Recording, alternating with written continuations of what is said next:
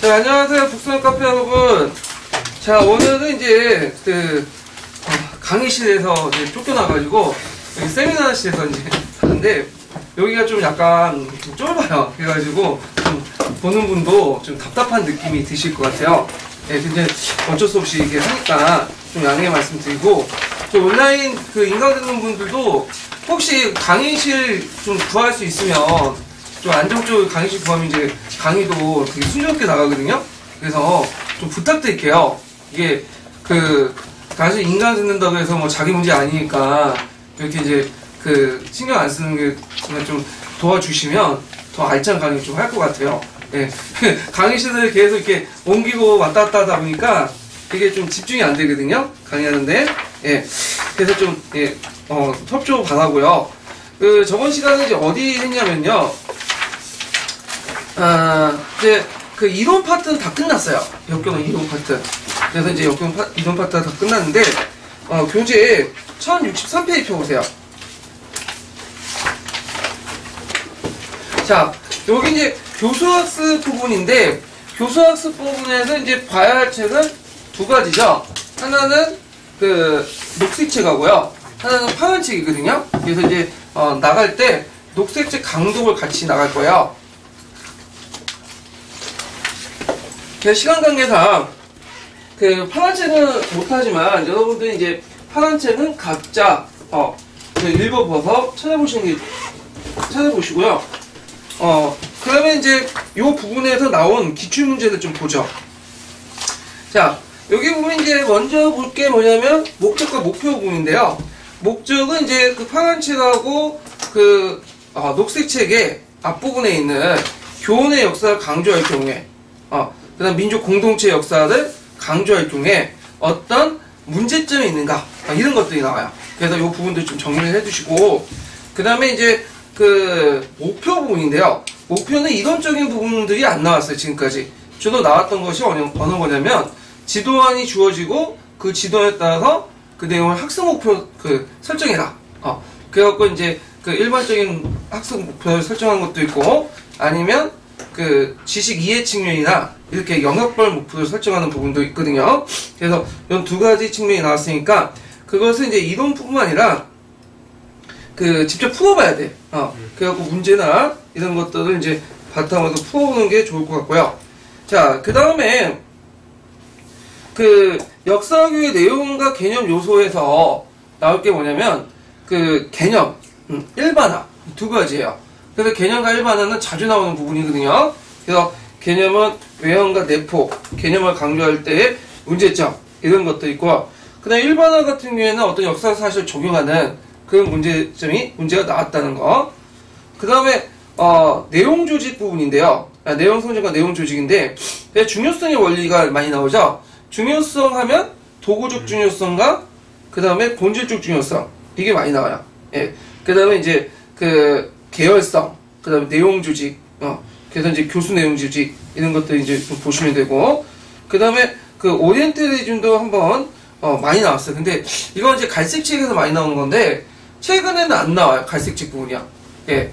그래서 이렇게 좀 기억을 해 두시고요. 자, 교재 부분에서는, 최근 나오는 것이 이제 교과서, 지도, 연표, 사료, 이렇게 있는데, 최근에 이제 잘 안 나왔던 문학작품들이 나왔죠. 예. 문학작품도 좀 봐주시면 될 것 같아요. 자, 그 다음에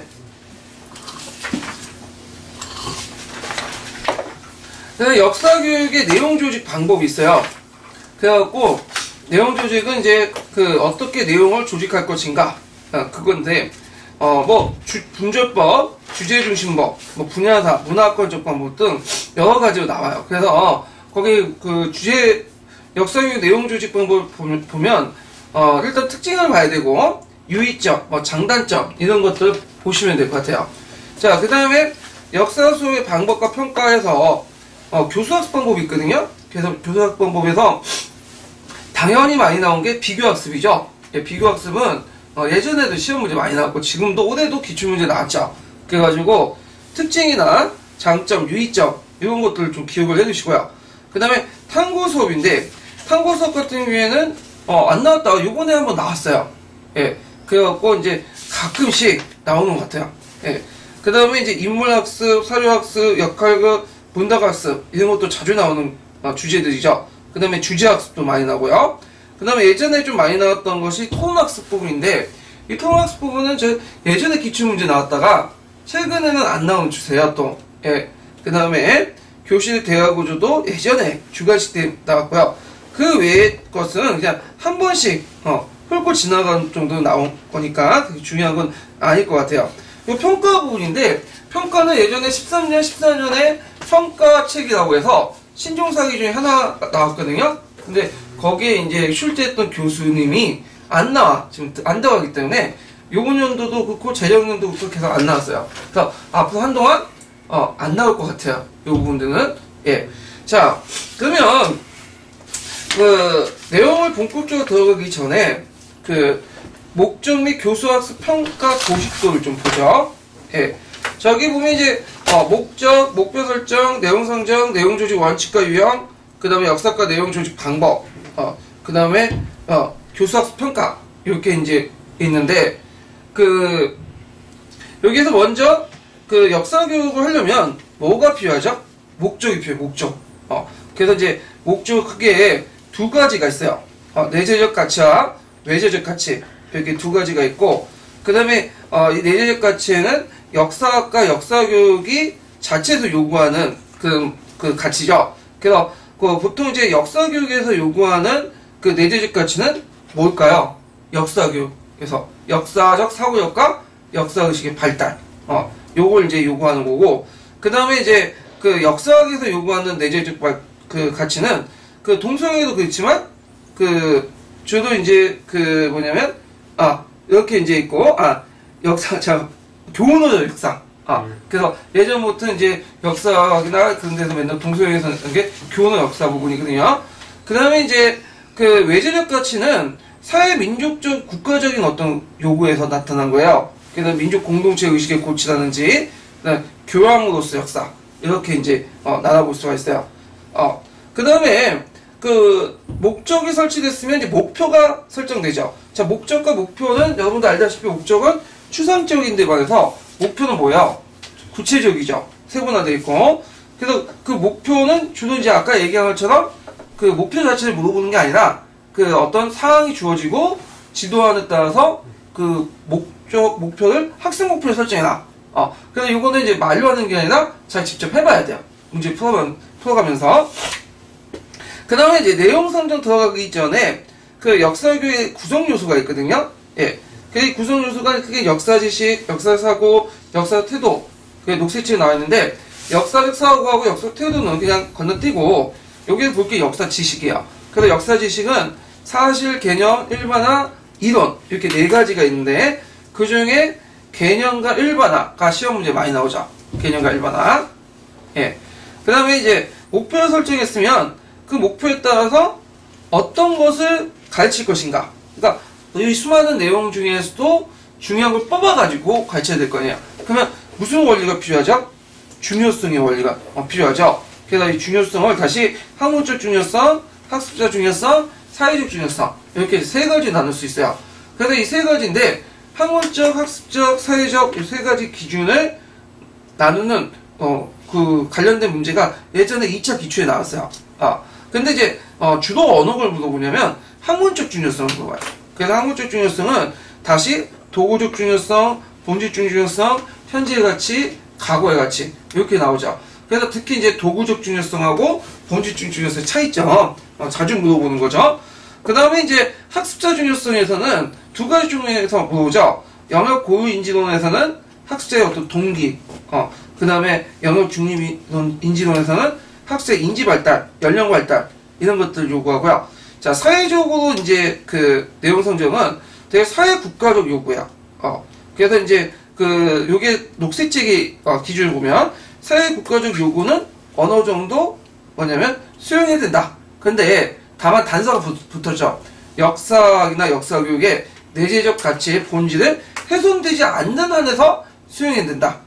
하여튼 사회적 국가적 요구도 있었다. 그래서 이제 이런 학문적, 학습적, 사회적 요구에 따라서 역사교육 선정 기준이 마련하죠. 그래서 이제 중요성, 타당성, 지속성, 적용성, 적절성, 균형성 이렇게 마련하고요. 이것이 이제 6차와 7차 교육 과정에 반영이 돼요. 그래서 목표 달성이나 주요 학습 요소나 문제 해결력 함량, 발달 단계 이런 것들은 이제 들어간다는 거죠. 자, 그 다음에 이제 그 내용 선정을 했으면 그 다음 단계가 뭐겠어요? 내용 조직이겠죠. 내용 조직과 원칙과 유형인데요. 그래서 이때 이제 질문은 앞에 질문은 무슨 내용을 가르칠 것인가. 근데 여기는 교과 내용을 어떻게 조직할 것인가. 이렇게 이제 나가는데, 자, 이것도 3단계가 있어요. 교육과정 내용 조직, 그 다음에 교과서 내용 조직, 수업 내용 조직. 그 중에 제일 기본이 되는 거, 바탕이 되는 것은 뭘까요? 교육과정 내용 조직이죠. 그래서 이 기본을 바탕으로 해서, 후에 교과서 내용 조직을 다시 내용 조직을 재조직되는데, 자, 그러면 교육과정 내용 조직을 볼게요. 자, 이때 이제 그 내용 조직 원칙이 있어요. 세 가지가 있죠. 계속성, 계열성, 통합성. 교육학 시간은 다 배웠을 거야. 계속성 같은 경우에는 똑같은 내용을 계속 반복하는 거고, 계열성은 심화 확대되는 거죠. 자, 그 다음에 통합성은 옆에 다른 교과와 통합해서 보는 거죠. 그래서 계속성과 계열성은 어떤 종적인 성격을 갖고 있고요. 통합성은 행적인 성격을 갖고 있다. 자, 그래서 이제 있고, 여기에서 자주 시험 문제 나온 건 계열성이죠. 계열성. 그래서 요번에도 그 교육과정과 관련된 거 나왔죠. 그래서 이제 한국사 교수학습 방법에 나왔는데, 굳이 그거 몰라도 그 녹색책만 좀 정확히 파악을 해주면 답을 쓸 수 있어. 그 녹색책에는 엄밀히 계열하라고 돼 있어요. 계열하. 그렇지만 계열성이나 계열하나 똑같은 말이에요. 예.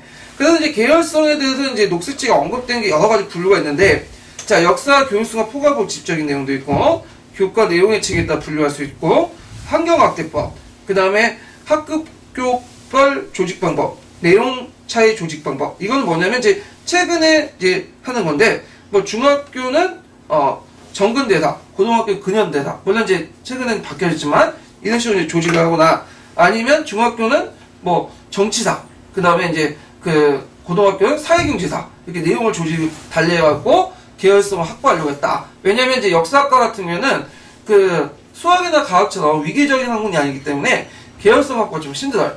그래서 이제 그냥 계열을 어떻게 확보할 것인가를 역사교육과에서 되게 논쟁이 있었거든요. 예. 그 다음에 이제 그 환경학대법도 계열성에 속하죠. 환경학대법은 어디에 반영돼 있죠? 7차 교육과정에 반영돼 있어. 이게 이제 시험 문제에 많이 나와요. 그래서 이 환경학대법은 또 누구하고 관련돼 있냐면 그 심리적 계열성, 영역 중립이론하고 관련돼 있어요. 그래서 환경학대법에 대해서 이제 역사 교육안에서 상당히 부정적이다. 이런 것들 좀 기억을 해두시면 될 것 같아요.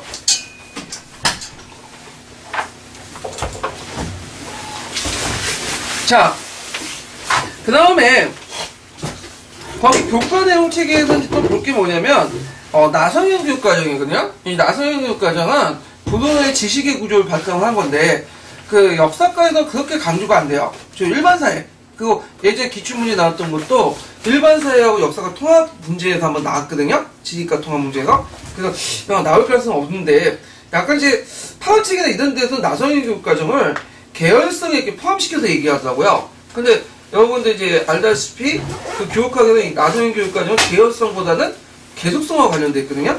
네, 똑같은 개념을 학년에 따라 계속 반복적으로 제공하기 때문에. 근데 뭐 이거는 뭐 그렇게 중요한 건 아니니까 교육학에서는 중요하지만, 자, 하여튼 여기에서 초점을 볼 것은 환경학대법, 그 다음에 계열성의 정확한 개념, 여기에 이제 초점을 맞춰서 공부를 해주시는 게 좋을 것 같아요. 자, 그럼 교육과정 내용 조직을 바탕으로 해서 교과서 내용 조직을 해요. 그래서 교과서 집필자들이 교육과정을 보고 그에 따라서 이제 그 원칙에 따라서 집필하게 되는데, 자, 여기에도 이제 내용 구성 유형에 보면 세 가지가 또 나와요.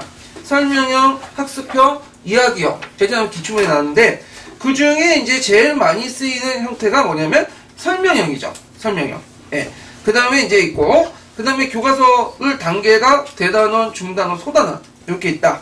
자, 교과서 내용 조직을 바탕으로 또 교사가 수업 내용 조직을 재조직하죠. 그래서 이제 단원 교수 요소의 학습 활동의 차별 구조, 구성 측면이나 인식 범위와 이해 수준, 주제를 바탕으로 사례 중심. 그래서 예전에 인식의 범위와 이해 수준에 바탕으로 해갖고 내용 조직에 관련돼서 물어본 적 있어요. 예. 그래서 이제 수업 내용 조직은 주체가 누구냐면 교사예요. 교사. 그리고 이것은 그 밑에 있는 뭐와 연결되냐면 수업 설계와 연결. 수업 설계 내용이 포함되어 있어요. 수업 설계 내용이. 자, 그 다음에 일단 내용 조직을 했어. 그러면 또 그 다음에 어떻게 할까요? 그걸 바탕으로 해서 내용 조직 방법이 있죠. 역사과 내용 조직 방법. 자, 역사과 내용 조직 방법은 뭐냐면 무엇을 어떤 순서에 따라 가르칠 것인가. 이건 해마다 나오는 부분이야. 그래서 이제 우리가 이제 알고 있는 연대기적 방법, 연연대기 방법, 주제 중심 방법, 분절법, 그 다음에 뭐 등등등. 이런 것들을 이제 파악을 해야 되는데, 파악을 해줄 때 특징을 보고, 그 다음에 장점, 단점, 그 다음에 유의점, 이런 것들을 초점을 맞춰서 공부를 해두시는 게 좋을 것 같아요. 그래서 이거는 파란 책하고 녹색 책을 같이 보셔야 돼요. 예, 좀 달라. 그리고 그 발전 계열법 같은 것들은 또 검은 책 내용이 있거든요. 예, 그래서 검은 책 내용도 이제 약간 봐두시는 것도 좋을 것 같아요. 예, 자, 그 다음에 이제 이거 끝났어. 그럼 가르쳐야 되겠죠. 교수학습 방법.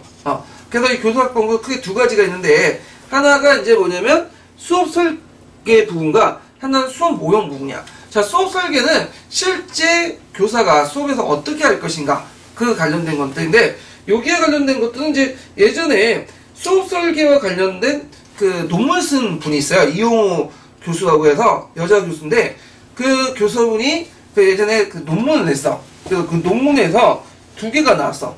교실 대화 구조라는 그 논문에서 나왔고, 그 다음에 수업 모형인데, 수업 모형은 뭐냐면 실제 역사 수업에 쓰는 것보다는 그 교육학자나 역사 교육학자들이 이론적 모형을 만들었어요. 이론적 모형 만들고 했던 거예요. 그래서 이제 우리가 하는 그 탐구학습 모형이라든지 인문학습이라든지 비교학습이라든지 이런 것들 다 여기 속하죠. 예, 요것도 맨날 한두 번씩 나와요. 몇 개 나오면 요 부분이. 그래갖고 요것도 이제 그 교수학습 유형과 또 내용 구성 유형 이렇게 2개로 나눈다. 그 다음에 이제 교과서 이제 수업 설계했으면 그 다음에 뭐가 나오겠어요? 평가를 해야죠. 교수학습 평가. 그래갖고 이제 수행평가가 예전에 한번 구성주의 인식론과 관련되었고 기출이 됐고요. 이 남색책하고 같이 연관시켜서 보셔야 돼요. 그 다음에 이제 예전에 지금은 잘 안 나오지만 형성평가가 있어. 형성평가는 정리나 중간에 피드백 할 때 계속 하는 거죠. 이게 나오고. 그 다음에 이제 예전에 평가책이 나왔던 그 14년도 기출문제 여기 나왔고요. 그 다음에 이제 그 외에는 평가 부분은 상대적으로 안 나와. 이 부분은. 그래서 가끔씩 나와. 가끔씩. 어쩌다. 자, 그 다음에 여기 빠져있지만 교재가 있어요. 교재. 수업을 하려면 이제 교재가 있어야 될 거 아니에요. 실탄이 있어야 될 거 아니야. 그래서 교과서, 연표, 역사지도, 지역사, 문학작품, 드라마, 역사 영화 있는데 주로 많이 나오는 것이 교과서, 연표, 역사지도, 여기 빠졌는데 사료. 요게 제일 많이 나와요. 교과서, 연표, 역사지도, 사료. 근데 올해는 이게 안 나오고 뜬금없이 문학작품 부분이 나왔어요. 문학작품 부분이 예전에 05년 기출문제 나왔거든요. 공사 때. 그때 유의점 쓰는 문제 파란책 있는 걸 그대로 나오고 장점도 거기는 플러스 해갖고 나오는데, 자, 되게 그런 식으로 나온다. 이렇게 판단을 해주시면 돼요.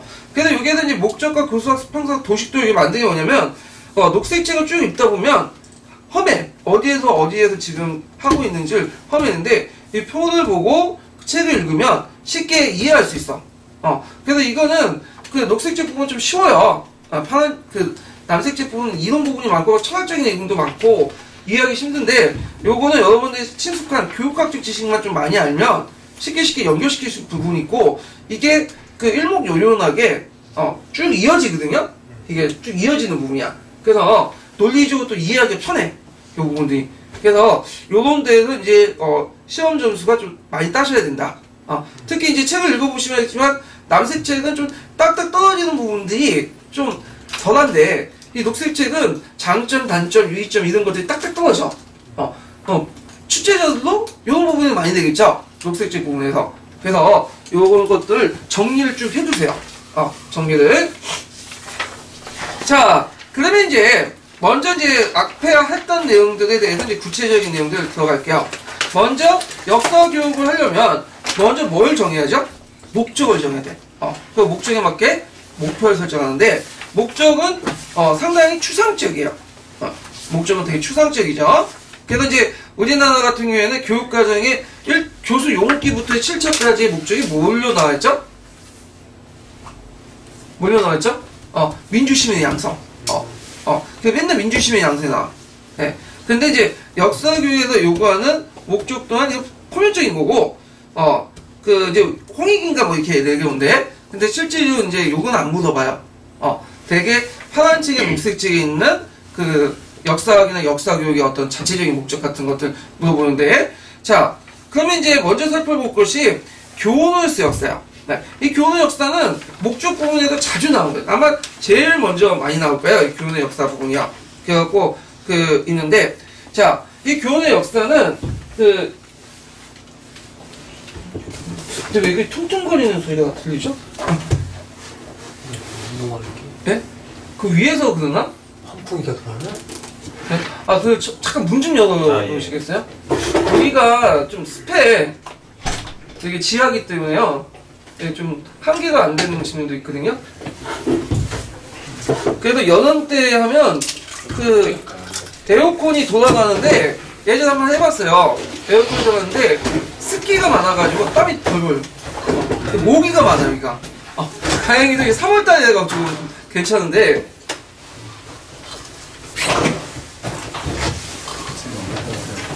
그래서 열악한 환경에서 지금 하고 있습니다. 그걸 좀 알아주세요. 네. 자, 그러면 교훈의 역사는 이제 할게요. 자, 교훈의 역사는 역사학의 내재적 가치예요. 역사학의 내재적 가치. 그래서 보통 이제 동서양을 떠나서 이 교훈의 역사를 되게 강조하거든요. 네. 그래갖고 이제 그 내용을 이제 보면요. 첫 번째로는 장점을 보면 역사를 배워서 인류의 집단적 경험을 활용하여 현재를 반성하고 현재나 미래의 활동과 생활의 도움을 형성해서 성악과 진의의 판단 기준을 해서 도덕적 교육에 유용하다. 그래서 보통 이제 인간이라는 것은 그 자체가 뭐예요? 상당히 보편성을 가지고 있죠. 그래서 과거의 인간이나 현재의 인간이나 미래의 인간은 거의 인간으로서 보편성을 갖고 있잖아요. 그 다음에 역사는 인간의 활동이기 때문에 과거에 일어난 사건 또한 현재에도 대풀이 될 수 있죠. 예. 그래서 이런 것을 바탕으로 교훈의 역사가 형성이 되고요. 당연히 과거, 현재, 미래가 동일한 유형의 역사가 계속 반복되다 보니까 무슨 역사관과 또 관련됐냐면 순환사관하고 관련됐어요. 순환사관하고. 자, 그래갖고 되게 이제 교훈의 역사는 앞에 있는 역사를 바탕으로 현재를 개선하는 측면이 강하기 때문에 도덕적인 어떤 성격이 강하다.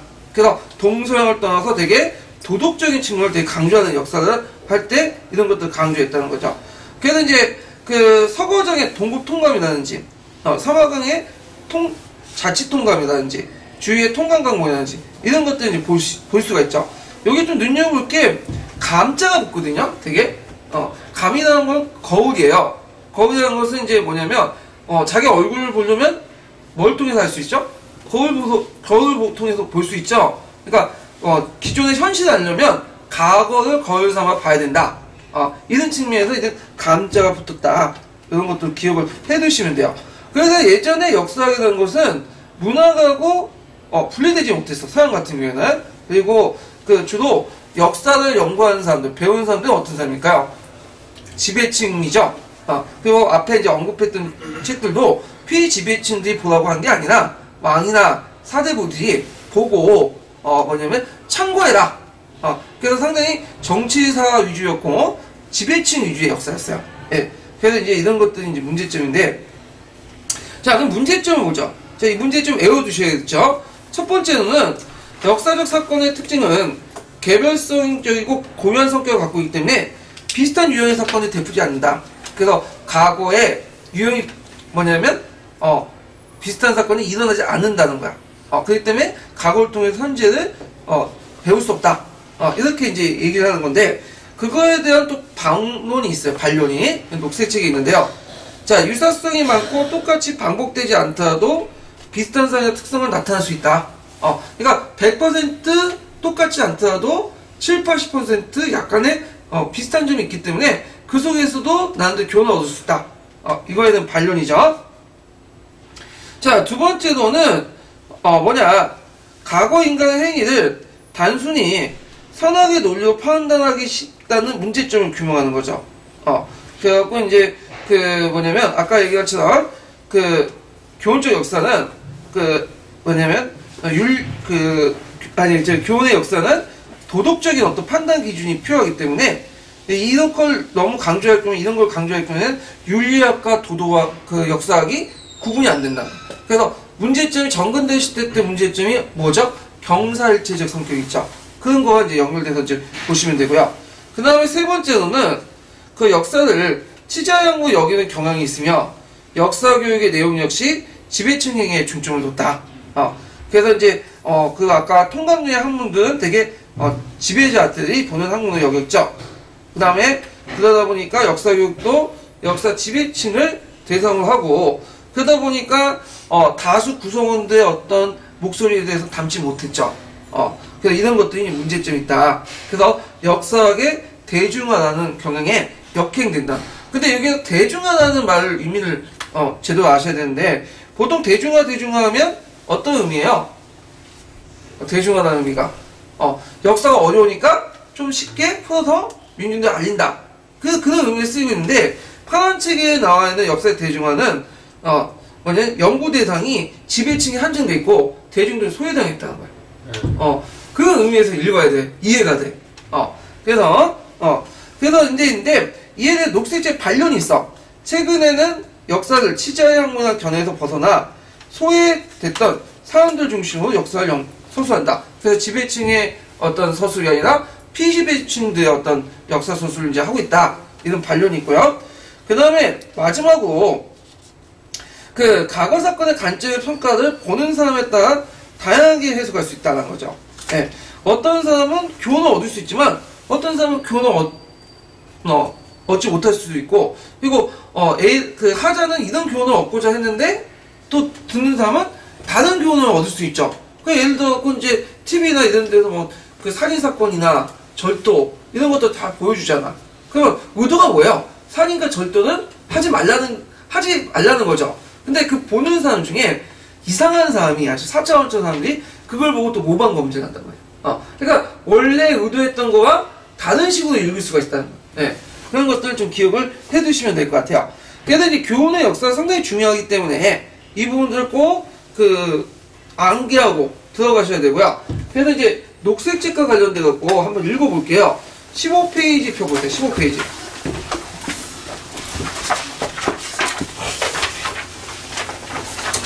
참고로 제가 녹색책이 있긴 있는데 이게 제가 예전에 샀어요. 이게 한참 됐어. 그래갖고 이게 몇 년도에 샀냐면 출판연도가 되겠네. 2007년도에 샀거든요. 2007년도. 그래서 최근에 공부하신 분들은 최근판에 사셨을 거예요. 그래서 이게 제가 지금 읽는 거하고 여러분들이 보는 책이 거의 대부분 틀릴 것 같아. 아주 이제 오래 공부하신 분은 아니면 그래가지고 우리가 틀렸다고 해서 완전히 틀린 건 아니고 약간은 미세하게 쪽수 차이가 있거든요. 네, 내용이 약간은 변동이 있어. 그래갖고 요걸 염두에 둬서 좀 같이 봐주시는 게 좋을 것 같아요. 좀 약간 찾기 힘들지만 제가 내용을 이제 얘기를 해드리면 요 부분들을 이제 관련 쪽수를 좀 약간 그 뒷페이지에 있을 거야 아마 그 내용이. 그래서 앞부분은 상관없는데 이게 밑으로 가면 갈수록 이게 좀 추가된 부분들이 있기 때문에 쪽수 차이가 약간 변동이 있을 수 있거든요. 그래서 그렇다고 해도 뭐 2007년판 구하시는 게 아니라 좀 불편하더라도 이렇게 좀 봐주세요. 제가 이 책을 바꿔야 되는데 제가 예전에 봤던 책도 이게 다 필기가 돼갖고 바꿀 수가 없어 책이. 자 그러면 이제 몇 페이지 펴보시냐면요 처음에는 괜찮을 거예요. 거의 비슷하니까 15페이지에서 17페이지 그 내용들이 있는데요. 자 15페이지에 교훈의 획득의 역사 있죠? 요건 맞네요. 예. 그래갖고 이제 그 앞에 이제 원고지신부터 나오고 예전에 역사책 뭐 자치통감, 통국통감에는 감자라는 단어부터서 과거를 건설한다. 그래서 교훈서를 강조한다. 이게 있고요. 서양에도 그런 내용이 있다는 거죠. 뭐 그 헤로도토스의 페르시아 전쟁사라든지 우리나라 같은 경우에는 삼국사겠다. 그다음에 이제 그 있고 16페이지에 또 두 번째 단락은 뭐냐면 그 교훈의 역사에 또 장점도 있어요. 그래서 선악에 진입한다나 도덕교의 유용성도 지었다. 이런 것도 있고요. 그 다음 16페이지의 마지막 단락이 뭐냐면 문제점이에요. 요게 이제 외워두셔야 되겠죠. 문제점 부분을. 예. 그래서 이 내용하고 또 파란 책이 있어. 파란 책. 파란 책에 교훈의 역사 부분이 있거든요. 같이 봐두시는 게 좋아요. 같이. 겹치는 부분도 있고, 또 뭐냐면 다른 부분이 있어. 이거는 뭐 다른 데도 마찬가지야. 예. 그러면 한번 읽어볼까요? 16페이지의 마지막 단락 한번 볼까요? 그런데 역사 교육을 얻는다는 인식에 대해서 그런데 역사에서 교훈을 얻는다는 인식에 대해서는 비판이 만만치 않았다. 역사학은 사건의 일회성이나 특수성을 중시하기 때문에 현재와 똑같은 과거의 사례를 찾는 것은 의미가 없고 역사는 반복되지 않으므로 동일한 사건은 다시 일어나지 않는다는 것이다. 또한 역사에서 교훈을 얻는다는 인식은 역사를 치자의 학문으로 여기는 것으로 자칫 지배층을 중심으로 역사를 서술할 위험성이 있음을 지적한다. 더 나아가 과거 사건에 대한 관심이나 평가는 보는 사람에 따라 다양할 수 있다는 등의 견해를 내세운다. 예, 그 다음에 그러나 예.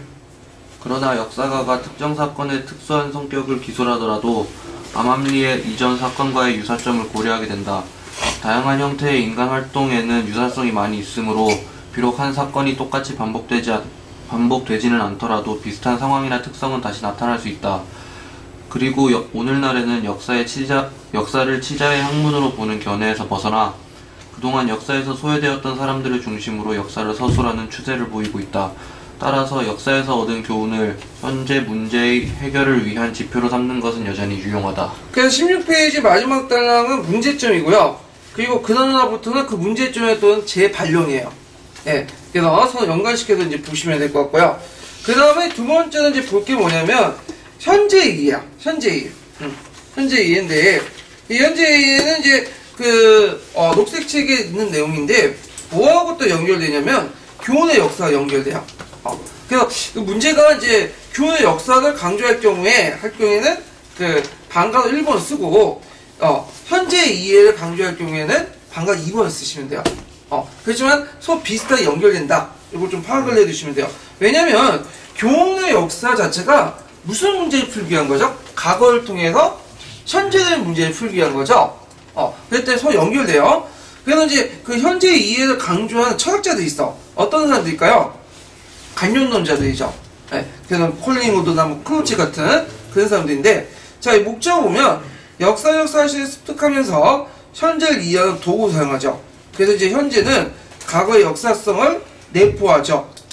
그래서 지금 현재의 삶이라는 것은 과거와 딱 단절되지 않죠.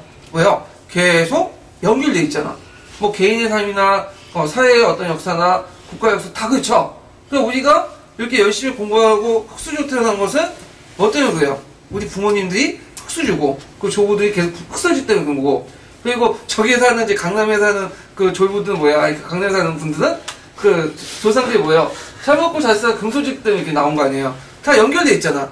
예. 그래서 이게 서로 연결돼 있기 때문에 그 현재의 문제를 해결하기 위해서는 제일 중요한 게 뭐예요? 과거의 기원을 밝히는 거죠. 그래서 이걸 통해 현재의 문제를 해결하려고 하는 거다. 자, 그럼 유형점을 보죠. 자, 그 역사적 사실을 알수록 상황이나 사건의 전체적 윤곽을 파악할 수 있고, 그걸 통해서 현재를 정확히 이해하고 미래 예측을 가능하는 중고 틀, 그 어떤 큰 맥락, 이런 것들을 볼 수가 있죠. 그래서 이걸 통해서 이제 그 역사 사건의 원인, 과정, 결과, 해결 과정을 알게 되고, 현재의 경험을 올바르게 이해하고 앞으로 어떻게 할 것인가를 예측할 수 있다. 예. 그 다음에 두 번째는 역사를 통해 다른 학문의 기초적 배경을 제공한다. 그래서 현실과 미래를 볼 수 있는 능력을 양성하는데, 역사학은 보통 이제 이과 같은 게 수학이 기본 과목이죠. 물리학이나 뭐 여러 학문들 하면 수학을 배워야 되잖아. 근데 문과에서는 제일 중요한 게 국어하고 역사야. 왜냐하면 그 경제학이나 정치학이나 사회학이나 모든 학문에는 뭐가 깔려있는 거야? 역사가 깔려있는 거야. 왜? 지금 전제하고 있는 제도나 이런 것들이 갑자기 뚝 떨어진 게 아니거든요. 예전부터 있었고, 이런 것들 변화 반전해갖고 나온 거기 때문에 역사를 알면 뭐야? 쉽게 이해할 수 있어. 그래서 이런 것들 좀 보시면 되고요. 그 다음에 문제점. 항상 문제점이 많이 나오죠? 첫 번째로는 현재의 특정 문제가 과거의 어떤 역사적 사실과 관련인지 규명이 어렵고 막연하다. 왜냐하면 역사에 남아있는 지금 사료라는 것이 부족하죠. 그래서 이 부족한 사료 때문에 과거에 대한 정확한 인식이 불가능하다. 그래서 이 불가능한 과정에서 과거 사건의 원인, 과정, 결과를 자세히 알 수 없다는 거죠. 예. 그렇지만 이제 이거에는 또 반론이 있어, 녹색책에는요. 자, 역사적 경험을 통해 여러 가지 가능성을 가늠해 볼 수 있다. 그래서 부족함에도 불구하고 최대한 그 속에서도 가능성을 예측할 수 있다는 거죠. 그 다음에 두 번째는 현재와 과거는 다르고 현재 문제에 대처하기 위해서 역사 지식보다는 사회과학적 지식이 더 필요하다. 역사적 지식은 통시적이잖아요. 근데 사회과학적 지식은 공간적이고 공시적인 성격을 갖고 있죠. 그래서 오히려 이게 유용하다. 근데 이제 그 문제의 원인을 다양한 각도에서 인식하고 비판을 검토하는 사회과학보다는 역사과학이 유용하다. 왜냐하면 사회과학이라는 건 어떤 이론적인 틀 속에서 나오잖아. 그리고 현재 존재하는 것을 마땅하다고 생각하고 그것에 존재하는 이론 틀을 만들잖아. 근데 그 사회형상이라는 거는 물리형상과 다르죠. 우리가 어떤 의지와 노력에 따라 제도가 또 바뀔 수 있는 거 아니야.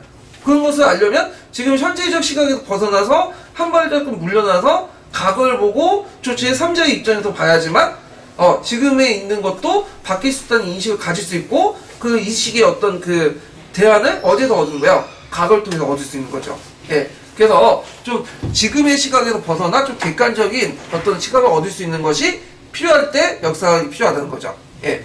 자, 그래서 이런 것도 있는데 현재 이해 부분도 그 녹색책이 있어요. 그래서 19페이지에서 21페이지까지 있거든요. 자, 요것도 뭐 간단하게만 읽고 넘어갈게요.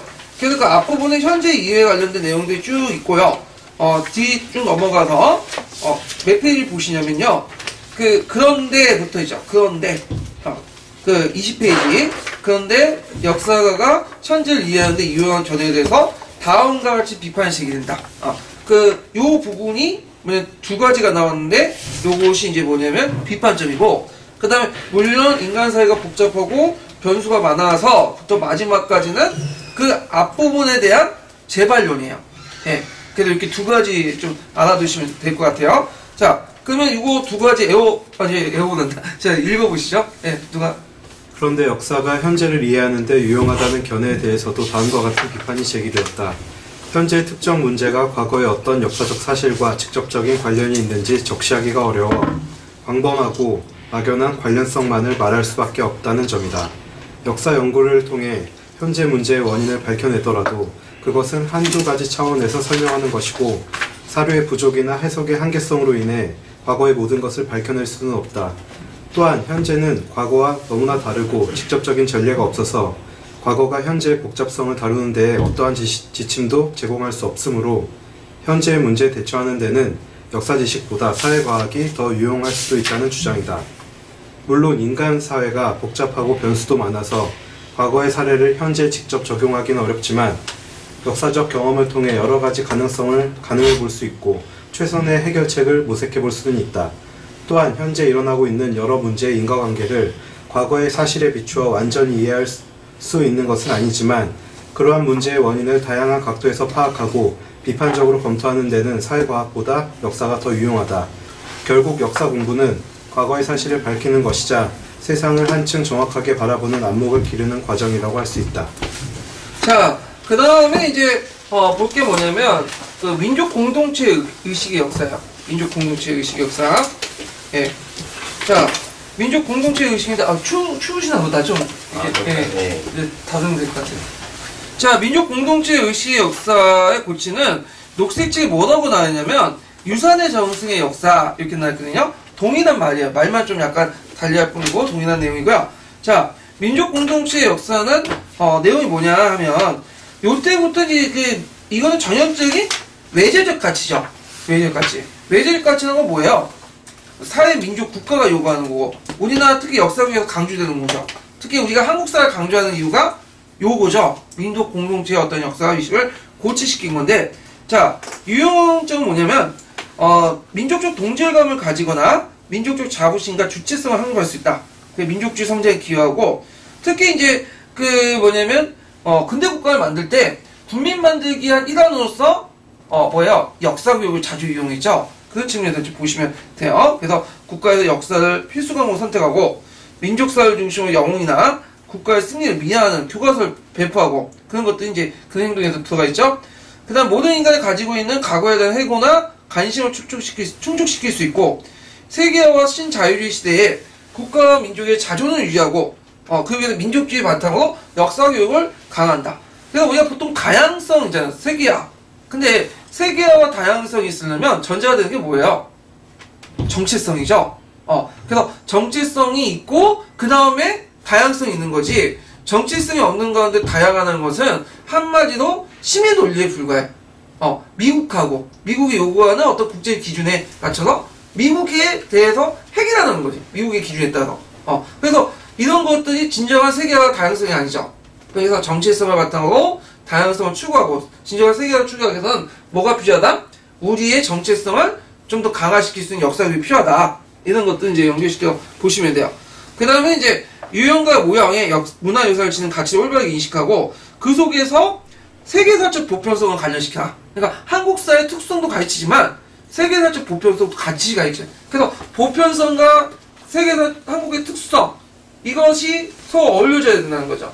이것이 지금 7차 교육과정 개정이나 예전부터 계속 강조됐던 부분이야. 이 관련된 부분들이 기초에 한 3-4번 나왔어. 네. 그래서 좀 기억을 해주시고요. 자, 부정적인 면을 보죠. 자, 이 민족 공동체 역사를 강조하는 사람들 특징은 뭐냐면 상황을 객관적으로 못 봐. 무조건 뭘 내세요? 정신을 내. 특히 민족 정신. 그래서 이제 특히 우리나라가 일제 통치가 됐을 때 이런 민족 정신을 되게 강조하죠. 관념적인 거. 그래서 뭐 혼, 국수, 난가사상 이런 것들을 강조해. 그래서 이런 걸 통해서 긍정적인 기여도 있어요. 왜냐하면 그걸 통해서 일제와 대항하고 민족의 어떤 힘을 결집시키는 어떤 관념적 장치는 될 수 있어도 거꾸로 이런 것 때문에 상황을 정확히 인식 못해. 상황을 정확히 인식 못하니까 절절한 합리적인 대안을 제시할 수 있을까 없을까? 없겠죠. 무조건 정신적인 걸 되게 강조해요. 상당히.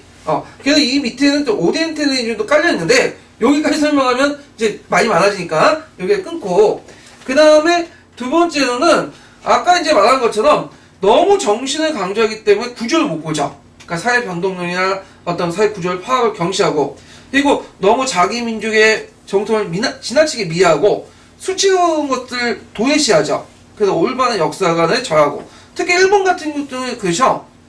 그래서 일본 같은 경우에 자기 수치스러운 것들을 숨기고 미화시키잖아. 그래서 우리가 일본이 여러 가지 못된 일들 만행 같은 걸 했던 것을 서술하면 자학사관이 나오면서 이런 것들을 이제 하는데 이런 측면에서 이제 볼 수가 있겠죠. 그 다음에 국수주의 경향을 인해서 다른 민족에는 배타적 감정을 포출하고요. 특히 이제 민족주의는 실용적인 과거를 강조해요.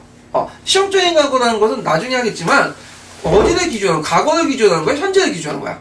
현재. 그러니까 과거가 어떻게 됐든 상관없어. 현재에 따라서 역사 그냥 제 지마음대로 해석을 하는 거야. 그래갖고 이제 시트의 반유대주의나 일본의 한국사관들 역사 왜곡이 완전 전형적인 경우죠. 이런 경우들. 그 다음에 또 정치 때 독재 권력 유지할 때 또 역사를 잘 이용하죠. 이런 것들. 그래서 이제 유신 독재 때 항상 강조한 것은 분단 극복의 역사. 그럼 왜 강조하겠어? 다 의미가 있죠. 자기의 어떤 유신 체제의 정당성을 분단 극복을 통해서 해결하겠다. 이런 것들. 그러니까 지금 우리 시대는 분단 극복이다. 어려운 처음에 있다. 그러니까 과거를 통해서 분단 극복의 역사를 강조하면서 유신 체제의 어떤 정당성을 마련하는 다 의도가 있는 거죠. 자, 그 다음에 무엇이 민족의 정체성인지 규정하기 힘들다는 거죠. 예. 왜냐면 그 정체성이라는 자체가 상당히 예매해. 예매하고 모호해. 우리가 뭐 평화의 민족이다? 평화의 상황의 민족이다? 이렇게 정체성 규정 짓잖아요. 근데 우리나라 역사에 보면 진짜 남의 나라 침공한 역사 많아요. 예를 들어 고대 강개토당 때 우리는 이제 만주 지역을 진출하고 뭐 요동지 진출했다는 식으로 얘기하잖아. 근데 원래 이게 당하는 사람 입장으로 이게 진출이 아니죠. 뭐가 되는 거죠? 침략이지. 일본에도 똑같은 거야. 얘는 진출하고 되잖아. 그런 것들이나 그런 측면에서 우리가 평화 민족이냐? 일본 애들 보니까 내가 예전에 하룻밤에 일본사를 읽었거든요. 그게 참 책이 좋아. 근데 거기에 이제 그 야요이 시대의 일본인들을 서술한 거 보면 되게 웃긴 게, 그 야요이 시대의 일본인들은 지금의 일본인처럼 참 순하고 착하다. 그래서 그런 민족성, 착한 민족성이 일본한테 지금 넘어갔다. 현재 일본인도 착하기 때문에 그 기운을 야요이에서 찾더라고요. 근데 이 말 듣고 참 동감할 수 없죠, 여러분도. 예, 저는 동감할 수 없는 그런 얘기를 하는데, 그러면 일본의 민족성이 착하냐? 그건 또 아니잖아. 수타 못한 짓도 많이 했죠.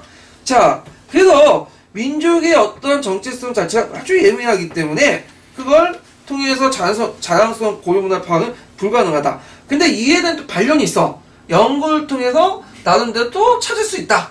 그거에는 재반론이 있고요. 자, 그래서 이제 있고, 그 다음에 포스트 모던 역사에서 이제 민족주의 비판을 보죠.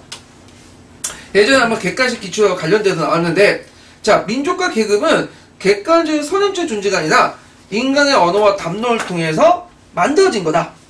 그러니까 이제 요게 핵심적인 게 선형적, 객관적인 건데 뭐냐면, 민족과 계급은 원래 역사적 존재가 아니라는 거야. 뭐죠? 언어는 허구죠. 담론은 뭐예요? 이 허구적 언어를 통해서 특정 집단의 이해관계에 의해서 구성된 거죠. 그래서 민족이라는 그 개념은 원래 없었는데, 민족국가 만들기, 근대국가 만들기 하는 과정에서 그들의 그 국가를 만든 주체들에 의해서 민족이라는 언어가 만들어지고 민족주의 담론이 확산되면서 민족이라는 개념이 만들어진 거야. 그러니까 그러니까 원래 실제가 존재해서 이름이 부여진 게 아니라, 이름이 만들고 나서 실제가 형성된 거죠. 구성된 거죠. 그래서 이제 이걸 주장했던 사람이 누구냐면, 앤더슨이라는 사람이 있어요. 그래서 민족은 상상의 공동체다. 그래서 민족은 허구이며 국민 통합을 위해 만들어진 근대국가의 창합물로, 그래서 이 상상의 공동체라는 개념을 제시를 했죠. 이 포스트 모더니즘 입장에서.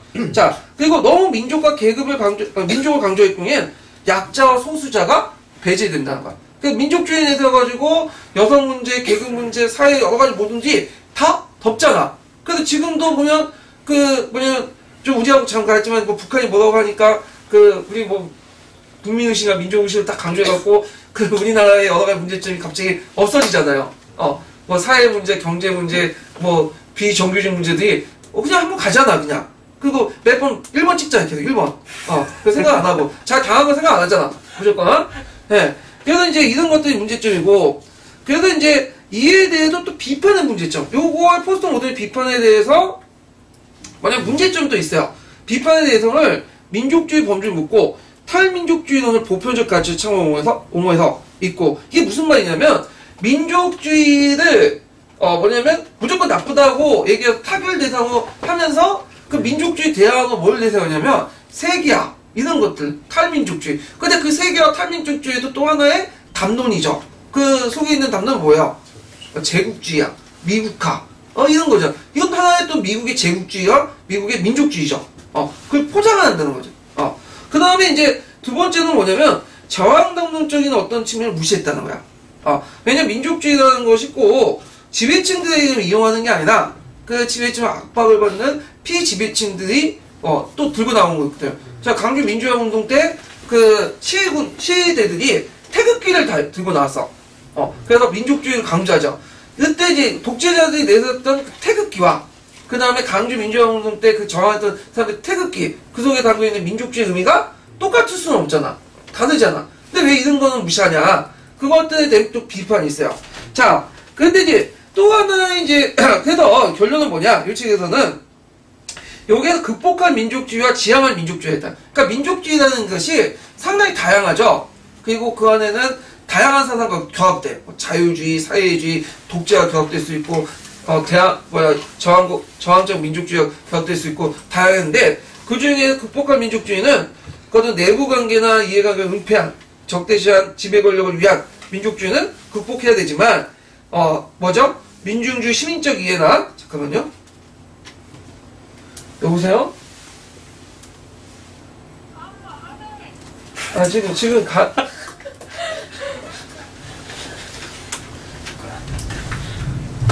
이거 꺼내야 되는데, 잠깐만요. 시계를 볼 수 없어갖고. 자, 그래서 이제 있고, 지향할 민족주의는 민중적 시민적 이해와 민주주의에 자주 통일을 지향해야 된다. 이렇게 이제 있는데, 그 포스트 모더니즘의 민족주의 비판 정도만 좀 파악해 두시면 될 것 같아요. 여기에서는요.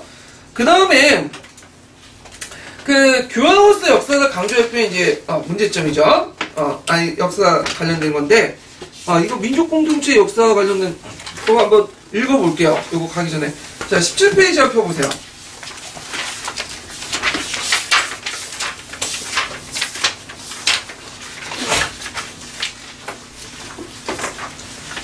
자, 17페이지, 18페이지에 있는 것이 유산 전선, 그러니까 민족 공동체 의식 고치의 역사인데, 그 앞부분에 이제 그 첫 번째 단락과 두 번째 단락은 각자 읽어보시고, 어디를 이제 보시냐면요. 그 18페이지에 두 번째 단락 보세요. 두 번째 단락. 그래서 유산 전선의 유용성 해갖고, 그 다음에 민족 정치의 역사의 진입으로 있어 시대의 의미가 있는데, 이렇게 있고, 그래서 이 두 번째, 세 번째 단락을 한번 읽어볼게요. 예. 유산의 전승이라는 유형성은 학생들이 자신의 문화적 뿌리와 공동유산을 이해하고 이를 바탕으로 민족적 정체성과 자부심 혹은 애국심을 갖도록 하기 위한 것으로 역사교육에서 널리 지지를 받고 있다. 하지만 이에 대해서도 비판이 제기되었다.